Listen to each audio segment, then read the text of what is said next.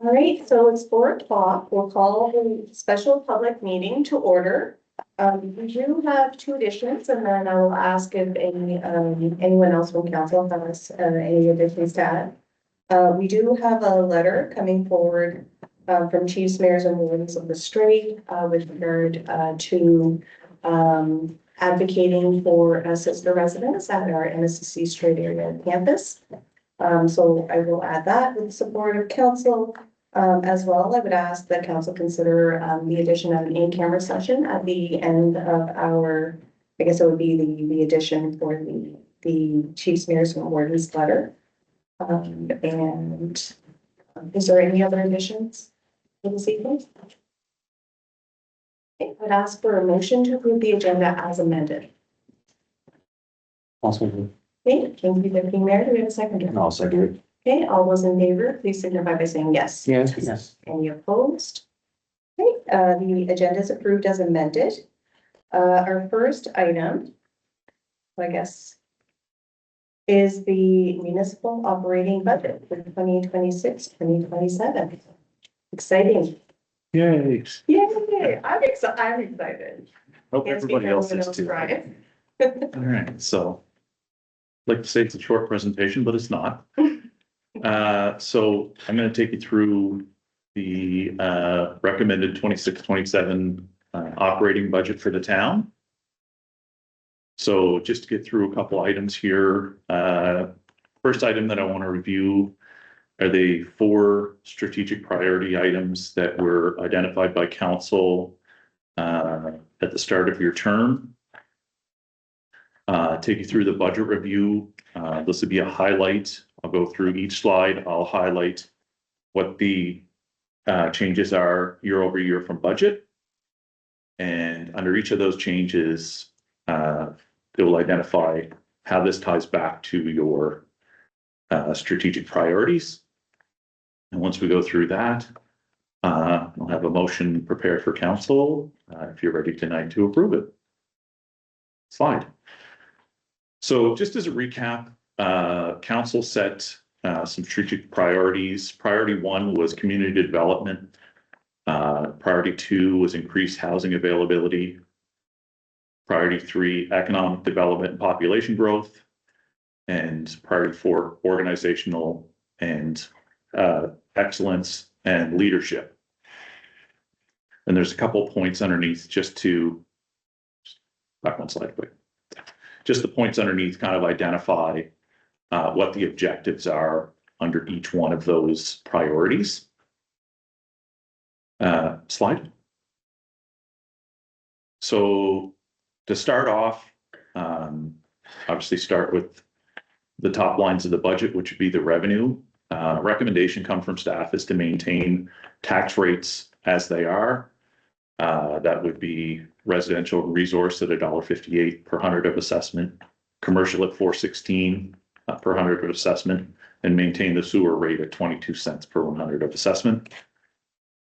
These rates, as they're set now compared to other municipalities that are towns, puts Port Hawkesbury 13 cents lower than the median residential rate, and commercial would be at the median rate amongst towns in Nova Scotia. These competitive rates make Port Hawkesbury more attractive for investment in housing and commercial development, and keeping the rates the same, hit priorities 2 and 3, allowing us to increase housing availability and encourage economic development and population growth. Slide. So just to hit some of the highlights in the revenue side, I know we've discussed this several times, but I think it's worth reviewing again, which is the taxable assessment for the town is up overall. Residential has seen growth of 7%, commercial 7.3%, resources down slightly at 3.7%. Some of that is organic growth and some of it is through development. We're projecting an increase of $476,000 in budgeted tax revenue and $20,000 in grant in lieu over last year's actual revenue. as their unaudited figures.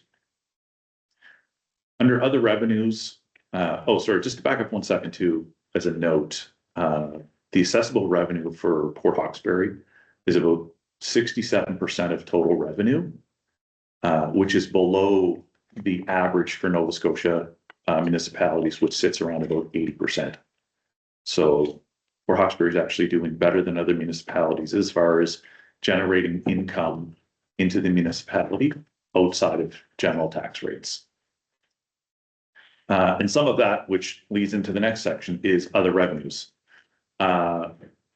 So under other revenues, the total amount is budgeted to go up by about $90,000.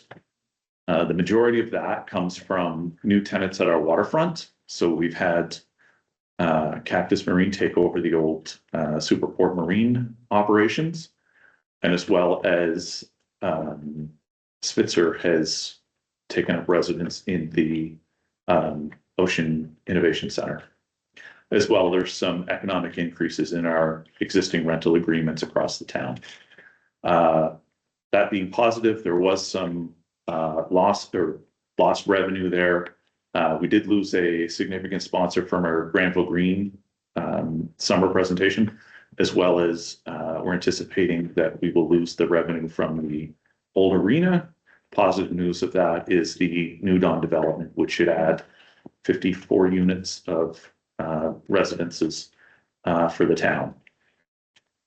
Under government transfers, revenue is up. We're going to be getting $123,000 from the extended producer responsibility payments, which is new this year. That was slightly offset by a reduction in anticipated contributions towards our facilities.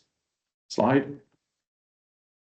So just as a general overview of the revenues, that you can see them budgeted year over year. You can see the property tax is anticipated to go from roughly 6.3 million to 6.8 million. Civic Center revenues anticipated to stay about the same, as well as the public works services and recreation are relatively close, other than the 10,000 out of the Granville Green. Slide. Getting into the revenue from own sources, you can see under on the bottom, total revenue anticipated to go from 9.485 million to 10.132 million. So the 10.132 million is what we had to work with as a town in order to continue delivering and increasing services to residents. So now I'll take you through on the expense side. I've broken this down into sections close to what we've gone through over our last couple of budget meetings, based on essentially how they're presented on our financial statements. So I've broken it down how we report these to province. General government expenses. So this would be like our legislative costs, so council expenses, administration. Think about basically costs that would be shared across the town. So we're expecting the budget to increase by $80,000 this year. One of the driving factors there is that there was a 2% economic increase on town salary costs across the organization. So that's built into each section as we go through the budget.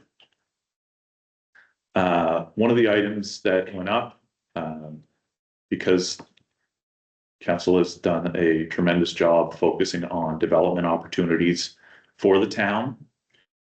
We've been fortunate enough to be invited to a number of international conferences to help attract business to the town. We've increased the council travel budget by $8,500. This is to address priority number 3, which would be economic development and population growth. We've increased the legal and consulting budgets by $18,600. Encompassed within that is making sure that we have money available to deal with the New Dawn development, an assessment on the old horse barn, the turf field, as well as the hotel development. These will help address priorities 1, community development, and priority 2, housing availability. Under IT, we've had to increase the budget by $40,000. This is to accommodate project management costs as we transition from our current financial software into a new one. The sunset date on that is 2029, and we've been in talks with neighboring municipalities going into a partnership for replacing that software. Under public relations, we've increased that. The big component of that would be $5,000 for the tourism contribution that's expected to come for the Visitor Information Center. That would be falling under the economic development and population growth. As a side note that's not listed here, we did get a request from the regional library to help contribute to the purchase of a one-time purchase of new books. There's also money within the public relations budget to cover that off. Slide. So just so you can see year over year, kind of where the differences are. Budget last year for the general government fees and legislation was at 1.569 million, projected to be this year at 1.649 million. Slide. And please, if there's any questions as we go, I'll field them as we go if you prefer, so that they're fresh in your mind. Under protective services, so this would be policing, fire, and emergency management, projecting $86,000 year over year. The largest contributor to that is an increase in the RCMP contract. That was just over 3%. So we'll be seeing a increase of, previous slide, 58,700. One of the items identified by council to address this year is bylaw enforcement. So we've allocated an additional $20,000 to the budget to help address bylaw enforcement. Again, priorities that it would be addressing would be community development and organizational excellence and leadership. Under the emergency management, we're now in a partnership with Richmond, Inverness, Victoria County, or Hawkesbury to develop a regional emergency management office that's been legislated by the province. So we have funding for that for the next 3 years. Our contribution to that would be an additional $6,500 this fiscal. Again, addressing a couple priorities, which would be the community development and organizational excellence and leadership. Next slide. So as you go through there, previous year's budget, 1.988 million, projected to be 2.75 million under protective services. Next slide. Transportation services, or as we all refer to it as public works. Expecting to see a budget increase of 135,000 this year, attributing to the following. As I'm sure all of you are aware, our manager of public works was seconded to the Landry Lake Water Utility as part of the green energy development for the past couple of years. As that's winding down and getting closer to completion, we're going to be reallocating 70% of his time back into the town. We have a lot of major projects coming up this summer that council has approved, such as the bridge, the Reeve Street project, paving.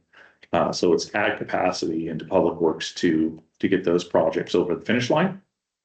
Other ones that you'll see, and you've probably seen some of the work already happening around town. We've increased the allocations in public works to have a vac truck come in to clean up our storm sewers.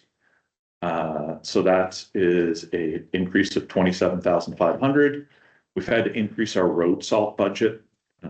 As the year's gone on, it's just gotten more and more expensive to not only buy the salt, but transport the salt. Street sweeping. Again, this is something you've probably already seen around the streets of town. We've had a street sweeper come in and clean up the roads, and they look fantastic, Jason. We've increased our line painting budget by $8,500.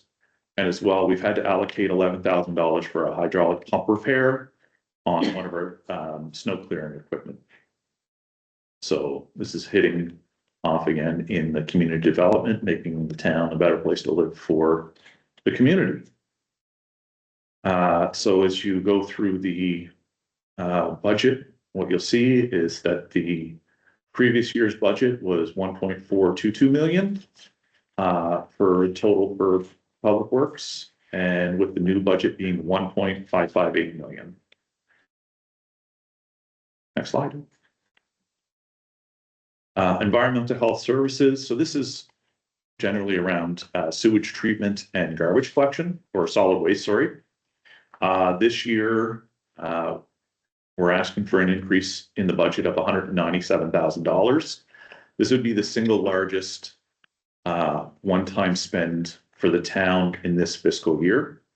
So this would be a one-time project. The biggest portion of that is coming from an evaluation and rebuild of the town's 9 lift stations. So all of these are quite old. We need to upgrade some pump work, look at capacity, because with some of the new housing builds that we're anticipating, we need to ensure that we have capacity in our sewage collection. So that will address community development. By increasing the capacity, we are able to increase readiness for housing availability, as well as organizational excellence and leadership. Some of the other components that come under that would be IT and regulatory improvements. We've budgeted an additional $17,000. That is to cover off some equipment for cybersecurity and regulatory items so that we can get intervals of 5-minute data at our sewage treatment plant. Slide.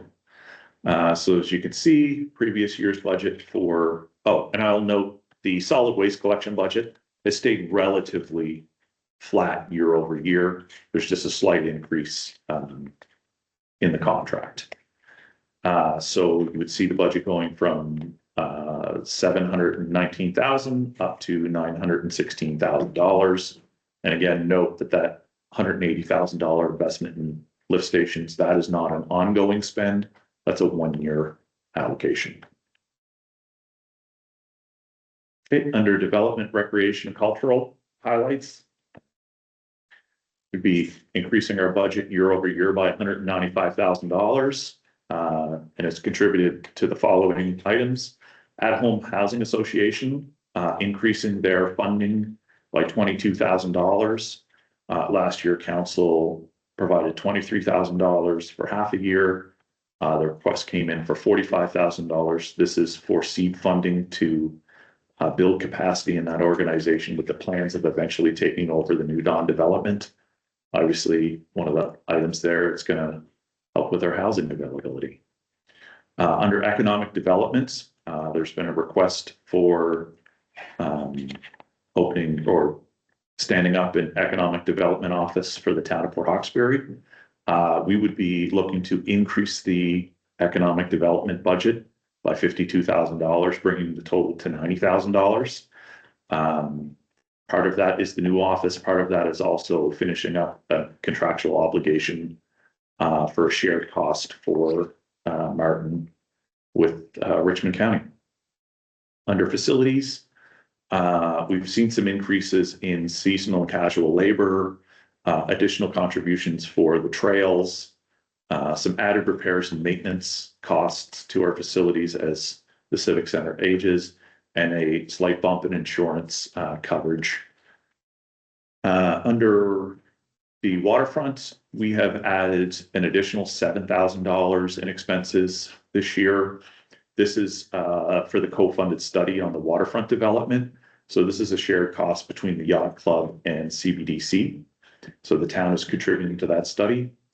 And Granville Green, this year, we're anticipating an additional $29,000 in costs. on top of last year. And that's due directly to artist fees and production costs rising over the past couple of years. Slide. So as you can see there, top line in the housing, you can see going up. Big increase in the environmental development, which is big part of it is the Economic Development Office. Overall budget looking to go from 2.195 million to 2.316. Is that correct? Slide. Coming down to the end of the budget, last couple items are financing related. One of the biggest items on our budget is the education appropriation. So that's money that comes directly out of taxes and goes straight to SRCE.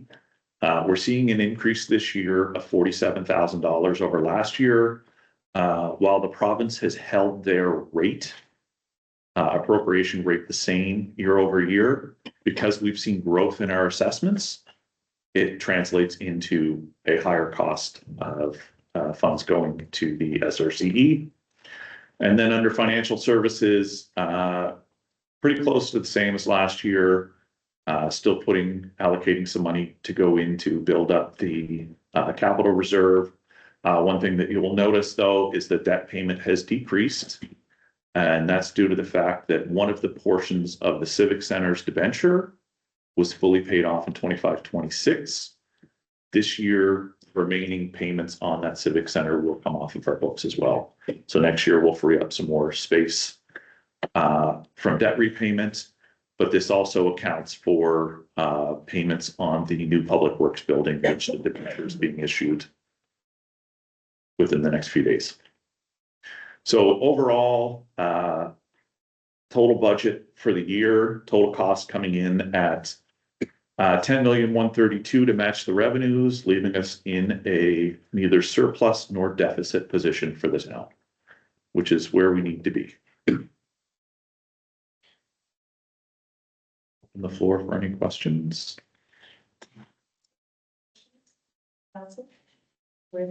Just, Worship, just a question. So SRCE, they don't base it on population or simply on a. It's based on uniform assessment.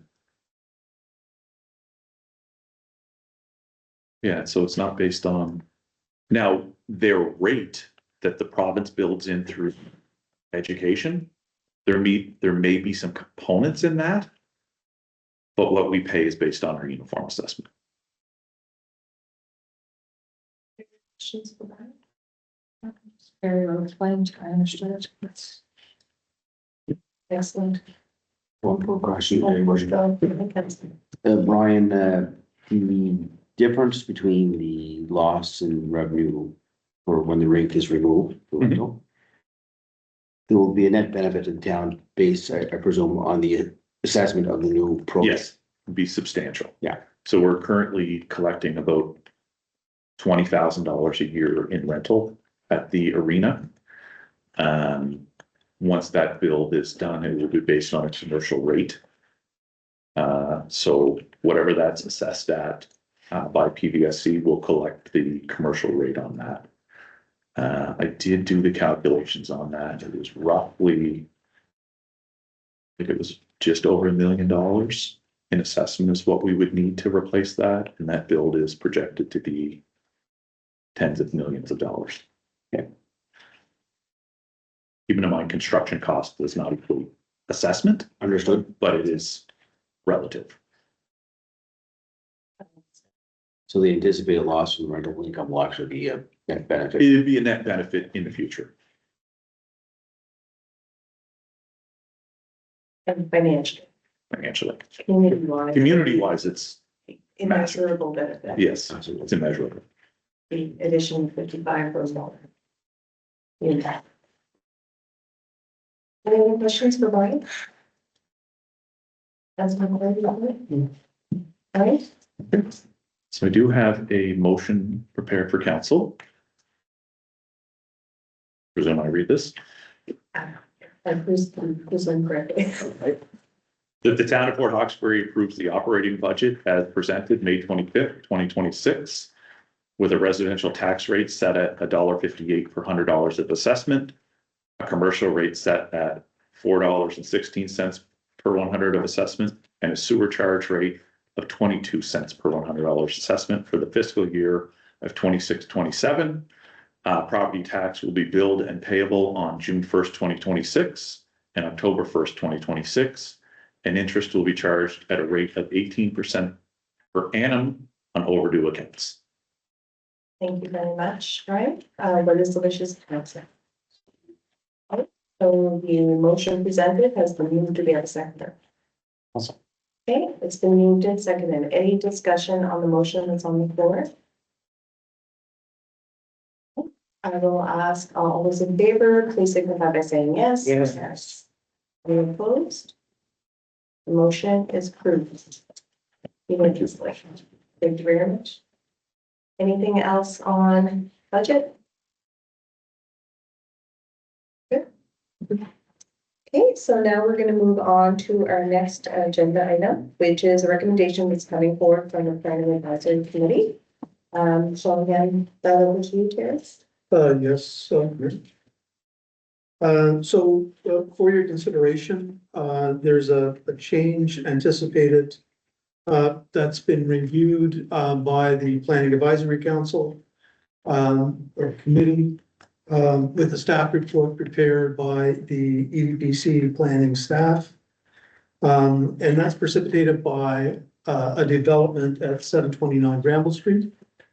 And so on review of the information provided in the study, which council has been provided with, there is a recommendation coming forward to amend the municipal planning strategy and land use bylaw to add constructions, trades yard, and fabrication facility to our existing industrial waterfront M2 zone.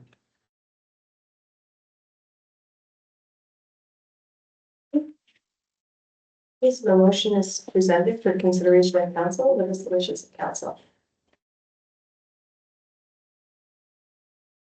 I'd make that motion. Okay, do we have a second? I second Okay, so we have a motion for consideration that's been moved and seconded. Any discussion on the motion? Okay, hearing none, all those in favor, please signify by saying yes. Yes. Yes. Any opposed? Motion carries. Any other motions coming from planning advisory? No, just clarify on that. So that's approval of the first reading from this motion. And the setting of the public hearing date of June 16th at 5:30 p.m. Okay, thank you for that. All right, so we'll move on now to, I guess, you already somewhat indicated. Is a public hearing date change for marketing levy bylaw and solid waste bylaw. Yes, your worship. So we would like to coordinate public hearings for the issue that you just dealt with through the planning commission and two other bylaw changes. So we've asked that council consideration that a public hearing originally scheduled for Tuesday, June 2nd, be rescheduled to Tuesday, June 16th with respect to the marketing levy bylaw and the solid waste bylaw amendments. Okay, so there would be all three bylaws presented. Yes. What is the wishes of council for the date change? No. Okay, do we have a second? Any discussion on the motion? Okay, Jenny, I'm going to ask all those in favor of this signify by saying yes. Yes. Any opposed? Okay, motion carries. So we do have one addition, so circulated, a couple of days ago, the council was a letter coming forward from two Summers and Mortons of the Strait, with regard, to, student housing, and it is a letter advocating, for more, student housing. There is, from what I understand of the design of the current residence, room for a sister residence at that location. So it's the intention that this, letter is co-signed by, all of the, First Nation and municipal units in the Strait of Canso region, to advocate for, a sister residence to be built that would, double the student housing on site at the Nova Scotia Community College Strait Area campus. So I'd ask, what's council's thoughts on supporting this letter? And if there is support, I would ask for a motion to that regard. Make that motion. Sure, do you have a seconder? That's like, Any discussion on the motion? The letter has been, the letter's been well written. I think it gets all of the main points across.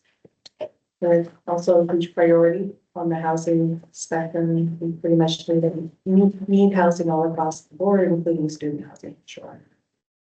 Any discussion? Hearing no discussion, all those in favor, please signify by saying yes. Yes. Any opposed? Motion carries.